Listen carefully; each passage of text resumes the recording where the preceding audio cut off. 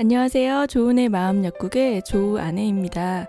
조은의 마음약국은 조울증이나 정신질환을 앓고 계신 환우분들과 그 가족분들에게 이해함과 또 위로를 드리기 위해 하고 있는 채널인데요. 오늘은 조울증에 대한 Q&A와 몇 가지 팁들을 알려드리려고 하는데요. 우울증에 대해서는 많은 사람들이 알고 있고 어느 정도 알려져 있지만 조울증이라는 질병은 아직까지 우리 사회에서 널리 알려져 있지 않은 질병인 것 같습니다. 하지만 학계에 따르면 2011년 기준 조울증으로 병원에 방문하여 치료를 받는 환자는 한 해에 5만 명이 넘는다고 하는데요. 평소에 조울증이 어떤 건지 궁금하셨던 분들 함께 들어보시면 좋을 것 같습니다. 1. 조증이 왜 문제가 되나요? 기분이 좋으면 좋은 것 아닌가요? 일반적인 기분의 변화는 일상생활에 큰 영향을 미치지 않지만 조증 상태에서는 기분이 병적으로 변하여 일상생활에 영향을 미칩니다. 에너지와 자신감이 넘치며 산만하고 문제 행동을 일으켜 금전적, 신체적, 관계적인 손해를 입게 됩니다. 2. 조증은 유전되나요?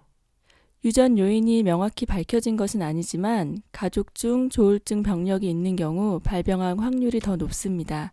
현재까지는 환경적 요인과 유전적 요인 모두 원인으로 보고 있습니다. 3. 조울증 증상이 사라져도 약을 계속 복용해야 하나요? 증상이 사라졌다고 해서 약물을 중단하면 조울증이 재발할 수 있습니다. 재발할 경우 증상이 더 악화되고 그에 따른 치료 기간도 더 길어집니다. 반드시 전문의의 판단하에만 약물을 중단하는 것이 필요합니다. 4. 주위에 조울증이 의심되는 사람이 있으면 어떻게 하나요? 가까운 가족이나 지인일 경우 빠르게 진단을 받을 수 있도록 정신의학과 전문의에게 진료를 받는 것이 좋습니다. 조기 치료할수록 치료와 회복이 빠르며 본인과 가족 모두에게 유익합니다. 오래 방치할수록 치료 기간이 길어지며 환자가 치료를 거부할 수 있습니다. 5. 조울증은 본인의 의지와 주위의 도움만으로 치료가 안 되나요?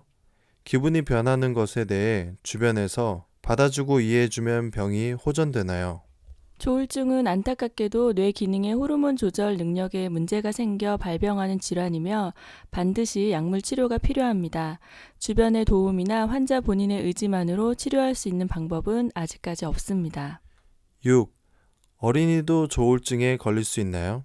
조울증은 주로 20, 30대에 발병이 되지만 청소년과 어린이도 발병할 수 있습니다. 하지만 어린이 조울증 환자에게는 전형적인 조울증 증상이 나타나지 않을 수 있어 진단을 내리기 어렵습니다. 7. 조울증 발병 사실을 주위 사람들에게 알려도 되나요?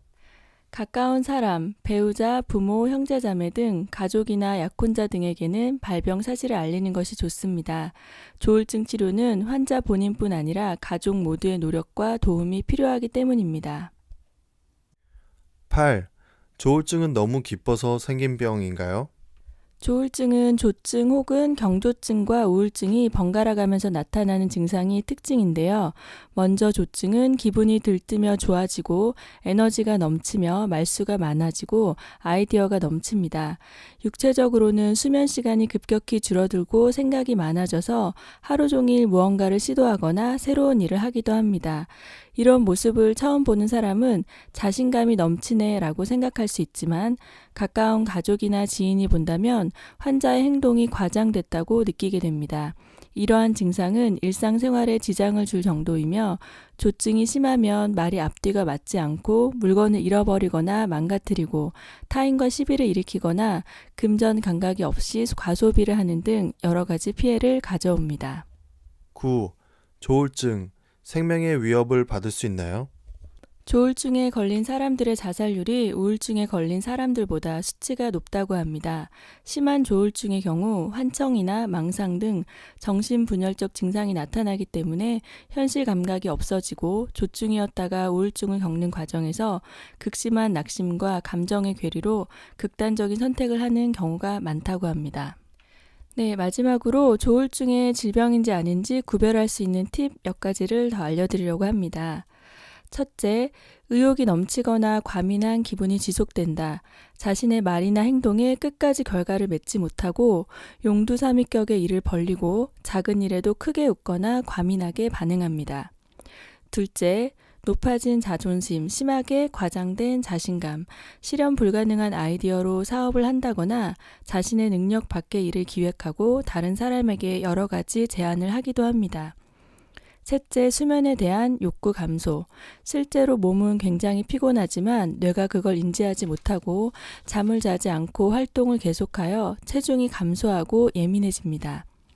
넷째, 평소보다 말이 많아지고 계속해서 다른 주제로 이야기를 합니다.